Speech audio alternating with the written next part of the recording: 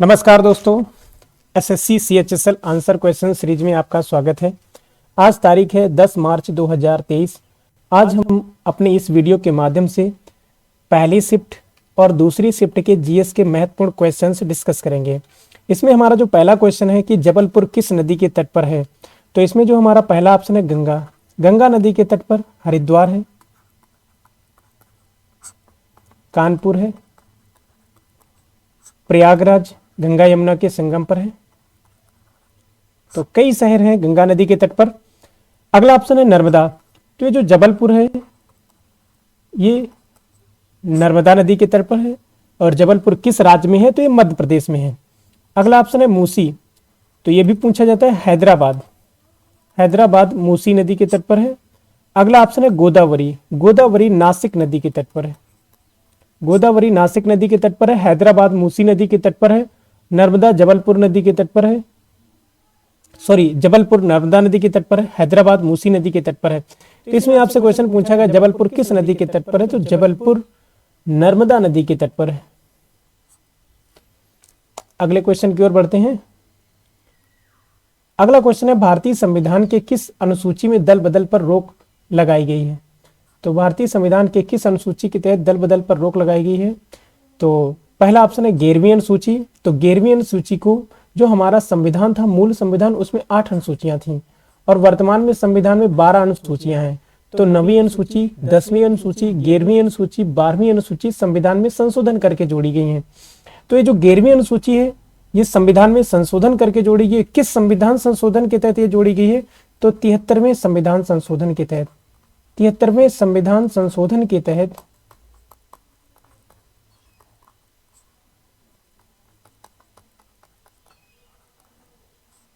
73वें संविधान संशोधन के तहत 11वीं अनुसूची जोड़ी गई। और इसका संबंध किससे है, तो इसका संबंध पंचायतों से है, पंचायती राज से। अगला ऑप्शन है 12वीं अनुसूची। ये जो 12वीं अनुसूची है ये किस संविधान संशोधन के तहत जोड़ी गई, तो 12वीं अनुसूची 74वें संविधान संशोधन के तहत जोड़ी गई।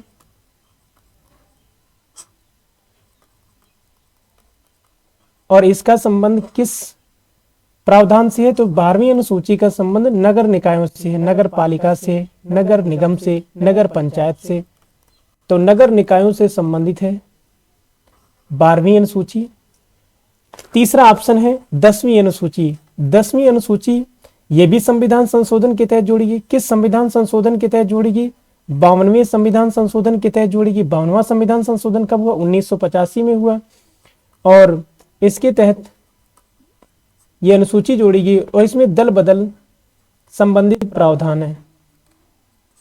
अर्थात एक राजनीतिक दल से कोई नेता दूसरे राजनीतिक दल में जाता है तो इससे क्या होता है, राजनीतिक अस्थिरता की समस्या आती है, पॉलिटिकल इनस्टेबिलिटी की समस्या आती है। इसका समाधान करने के लिए 1985 में 52वां संविधान संशोधन किया गया और 10वीं अनुसूची जोड़ी गई और दल बदल पर रोक लगाया गया ताकि राजनीतिक स्थिरता को सुनिश्चित बनाए रखा जा सके। अगला ऑप्शन है 8वीं अनुसूची। 8वीं अनुसूची का संबंध ये हमारे मूल संविधान में थी, ये नहीं जोड़ी गई संविधान संशोधन के तहत। 8वीं अनुसूची का संबंध राजभाषाओं से है, राजभाषा। तो 8वीं अनुसूची में हमारे मूल संविधान में 14 भाषाएं थीं। वर्तमान में संविधान संशोधन करके और कई भाषाएं जोड़ी गई हैं, तो वर्तमान में इसमें 22 भाषाएं हो चुकी हैं। तो आपसे जो क्वेश्चन पूछा गया है उसका आंसर 10वीं अनुसूची हो जाएगा। अगला क्वेश्चन है मोहिनीअट्टम किस राज्य का शास्त्रीय नृत्य है। पहला ऑप्शन है तमिलनाडु। तमिलनाडु का शास्त्रीय नृत्य है भरतनाट्यम। भरतनाट्यम भरतनाट्यम शास्त्रीय नृत्य तमिलनाडु से संबंधित है और इसके प्रमुख कलाकार हैं रुक्मिणी देवी अरुंडेल। रुक्मिणी देवी अरुंडेल। दूसरा ऑप्शन है ओडिसी। ये उड़ीसा का शास्त्रीय नृत्य है और इसके प्रमुख नर्तक हैं केलू चरण महापात्रा।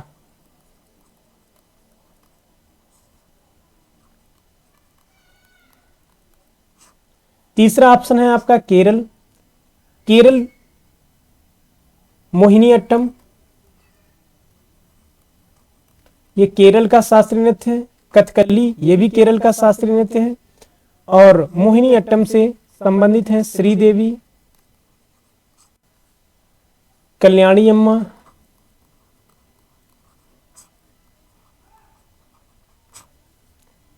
कुचिपुड़ी ये आंध्र प्रदेश का शास्त्रीय नृत्य है, आंध्र प्रदेश। इससे संबंधित है राधा रेड्डी, राजा रेड्डी। तो आपसे पूछा गया मोहिनी अट्टम किस राज्य का शास्त्रीय नृत्य है, तो ये केरल का शास्त्रीय नृत्य है। अगले क्वेश्चन की ओर बढ़ते हैं। अगला क्वेश्चन आपसे पूछा गया है एंशिएंट हिस्ट्री से पांड्य शासकों की राजधानी क्या है, तो पांड्य वंश की राजधानी थी मदुरै। तो पांड्य वंश का जो शासन था, उनके जो शासक थे, उन्होंने तमिलनाडु के मदुरै को अपनी राजधानी बनाया। तो पांड्य और पल्लवों की राजधानी के बारे में कल पूछा गया था। पल्लव वंश की राजधानी क्या थी, ये भी दक्षिण भारत के शासक थे। पल्लव वंश के शासक पांड्य वंश के शासक ये दक्षिण भारत के शासक थे। तो पल्लव वंश ने अपनी राजधानी तमिलनाडु में कांचीपुरम को बनाया। अगला ऑप्शन है तंजावुर। तो चोल वंश की राजधानी क्या थी, चोलों ने अपनी राजधानी किसे बनाया, तो चोलों ने पहले उरैयूर को राजधानी बनाया, पहले उरैयूर को बनाया था। और फिर मध्यकाल में चोलों ने अपनी राजधानी तंजावुर को बनाया। तो तंजावुर चोलों की राजधानी है, तमिलनाडु में। हम्पी विजयनगर साम्राज्य की राजधानी हम्पी थी, विजयनगर साम्राज्य। आपसे क्वेश्चन पूछा गया पांड्य वंश की राजधानी क्या है, तो पांड्य वंश की राजधानी मदुरै थी।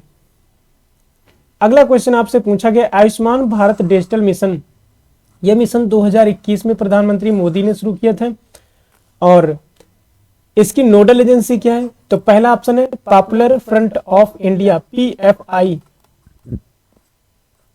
और इसे 2022 में प्रतिबंधित किया गया।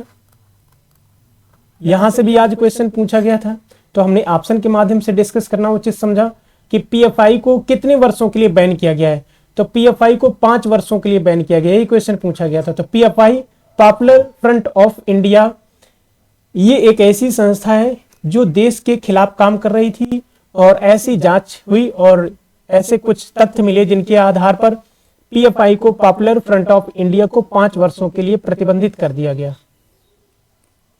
और किस कानून के तहत, UAPA कानून के तहत। UAPA कानून कब का है, 1967 का। ये कैसा कानून है, अनलॉफुल एक्टिविटीज प्रिवेंशन एक्ट 1969, गैर कानूनी गतिविधि निवारण अधिनियम 1967 के तहत पॉपुलर फ्रंट ऑफ इंडिया को सितंबर 2022 में 5 वर्षों के लिए प्रतिबंधित कर दिया गया। दूसरा ऑप्शन है राष्ट्रीय स्वास्थ्य प्राधिकरण, नेशनल हेल्थ अथॉरिटी। राष्ट्रीय स्वास्थ्य, ये क्वेश्चन आपके रेलवे में भी पूछा जा चुका है। राष्ट्रीय स्वास्थ्य प्राधिकरण ये नोडल एजेंसी है आयुष्मान भारत डिजिटल मिशन की, तो यही आपका आंसर हो जाएगा। नीति आयोग, नीति आयोग क्या है, एक थिंक टैंक है और इसकी स्थापना कभी जनवरी 2015 में इसकी स्थापना हुई। और इसके पहले अध्यक्ष कौन बने, तो प्रधानमंत्री मोदी अध्यक्ष बने, इसके प्रधानमंत्री ही अध्यक्ष होते हैं। उपाध्यक्ष पहले कौन बने, अरविंद पनगड़िया पहले उपाध्यक्ष बने। पहले CEO कौन बने, तो सिंधु खुल्लर। स्वास्थ्य मंत्रालय, इस समय स्वास्थ्य मंत्री कौन है, मनसुख मंडाविया।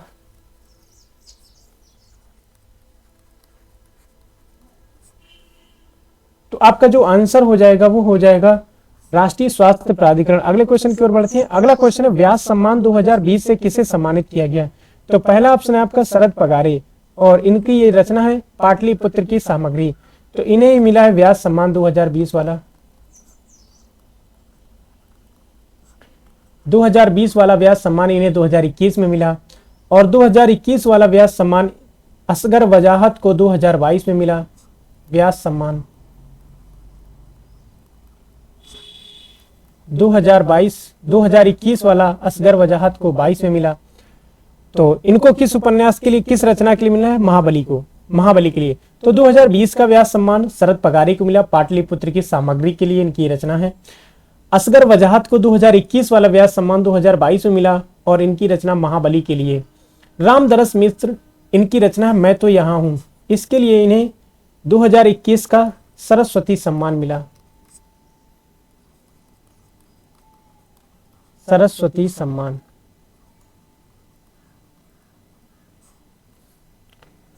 दामोदर मौजा, इन्हें 57वां ज्ञानपीठ पुरस्कार मिला।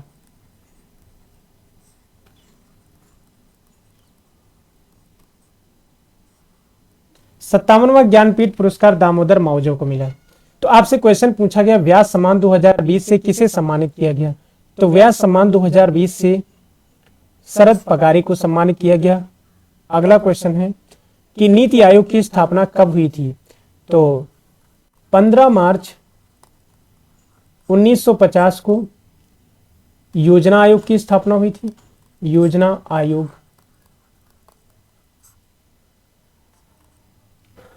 6 अगस्त 1952 को राष्ट्रीय विकास परिषद की स्थापना हुई। राष्ट्रीय विकास परिषद का गठन हुआ।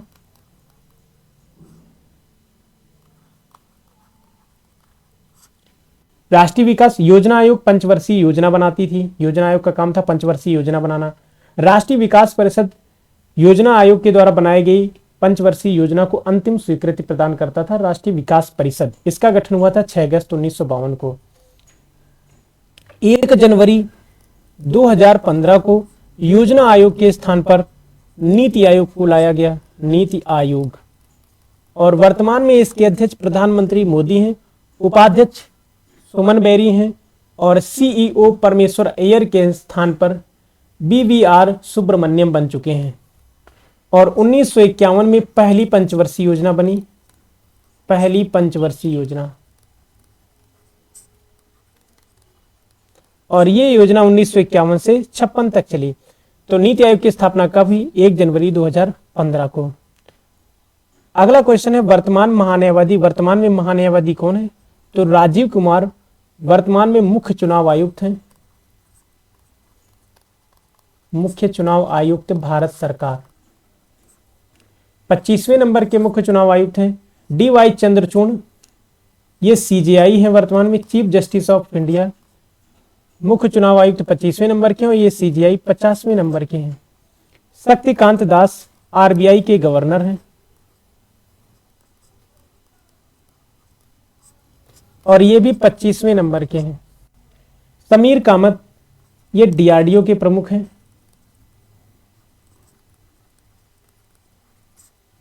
Defence research and development organisation, रक्षा मंत्रालय के अंतर्गत ये संस्था काम करती है, और समीर कामत इसके प्रमुख हैं। तो आपसे महान्यायवादी के बारे में पूछा गया, जो ऑप्शन हमने बाय मिस्टेक नहीं लिखा है। तो वर्तमान में महान्यायवादी R वेंकट रमणी। R वेंकट रमणी 16वें महान्यायवादी हैं। ये भारत के महान्यायवादी हैं, और किस नंबर के हैं? 16वें नंबर के, R वेंकट रमणी। तो यही आपका आंसर हो जाएगा। अगला क्वेश्चन है 1857 के विद्रोह की शुरुआत कहां से हुई? तो पहला ऑप्शन है मेरठ। तो 1857 के विद्रोह की शुरुआत कदम सिंह ने मेरठ से कर दी। अब मेरठ में जो सैन्य छावनी थी, वहां के एक सैनिक थे कदम सिंह। कदम सिंह ने 1857 के, जैसे मंगल पांडे ने बैरकपुर से 1857 के विद्रोह में एक प्रकार से शुरुआती अवस्था में भाग लिया। अर्थात यहां से क्वेश्चन पूछा जाए कि 1857 के विद्रोह की शुरुआत कहां से हुई, तो हमें मंगल पांडे की जो बैरकपुर छावनी थी वहां से हालांकि विद्रोह की शुरुआत हुई थी, लेकिन आयोग या भर्ती बोर्ड 1857 के विद्रोह की शुरुआत मेरठ से मानता है, तो हमें मेरठ से ही मानना पड़ेगा।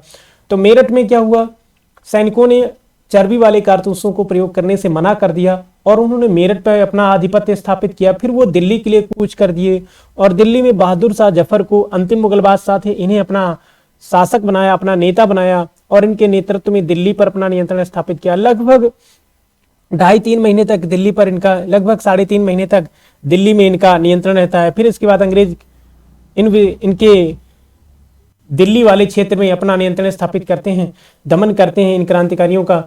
तो मेरठ से कदम सिंह के नेतृत्व में मेरठ की छावनी के सैनिकों ने विद्रोह किया। कानपुर से विद्रोह का नेतृत्व किसने किया? नाना साहब और इनके सहयोगी तात्या टोपे। लखनऊ से बेगम हजरत महल, बेगम हजरत महल ने लखनऊ से विद्रोह का नेतृत्व किया। झांसी से रानी लक्ष्मीबाई ने, रानी लक्ष्मीबाई ने झांसी से विद्रोह का नेतृत्व किया। तो ये पॉइंट याद रखने हैं, आपसे पूछा गया है विद्रोह की शुरुआत कहां से हुई, मेरठ से हुई। अगला क्वेश्चन है आपसे, जीडीपी के आधार पर भारत की अर्थव्यवस्था का स्थान है, इसमें है पहला स्थान, अर्थात इंटरनेट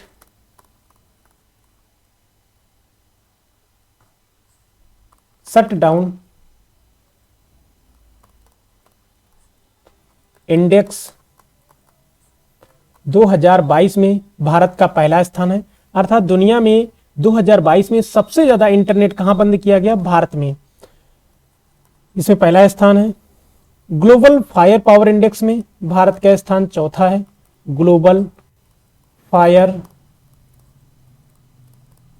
पावर इंडेक्स में भारत का स्थान चौथा है। अर्थात भारत की सेना दुनिया की चौथी सबसे बड़ी, सबसे शक्तिशाली सेना है। पहली सबसे शक्तिशाली सेना यूएसए की, दूसरा स्थान रसिया का, तीसरा स्थान चाइना का, चौथा स्थान इंडिया का।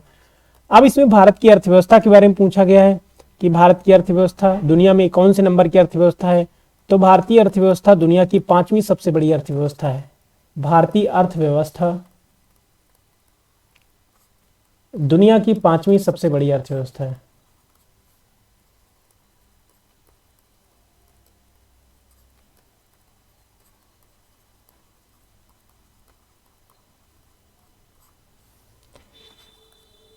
चौथा ऑप्शन है 8। तो जलवायु परिवर्तन प्रदर्शन सूचकांक,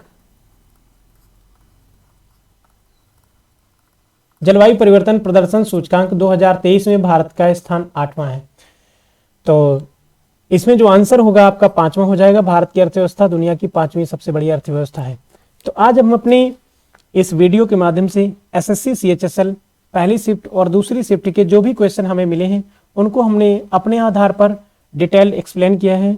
अन्य क्वेश्चंस को एक्सप्लेन करने की हम कोशिश करेंगे। Thank you for listening and watching.